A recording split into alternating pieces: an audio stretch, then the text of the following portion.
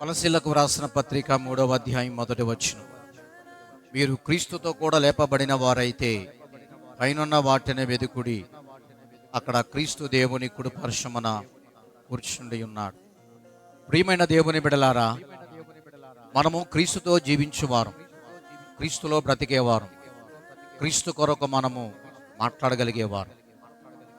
ఈ భూమి మీద మనము జీవించబడగలిగినటువంటి తదుపరి, ఈ మట్టి నేలకు మనము వెళ్ళిన తదుపరి ప్రభు ఈ లోకానికి వస్తున్నప్పుడు రెండవ మారు మనం ఎత్తబడతాం. ఆయన తండ్రి కుడి పార్శ్వమున కూర్చుండి ఉన్నాడు. మనము పైనున్న వాటిని వెతకాలి. గమనించుము దేవుని బిడలారా, ఈ లోకములో ఉన్న శాస్త్రవేత్తలు కొన్ని వాటిని వెతుకుతున్నారు. చంద్రమండలంలో, ఆకాశ మండలంలో ఏమేమి ఉన్నాయో వెతుకుతున్నారు.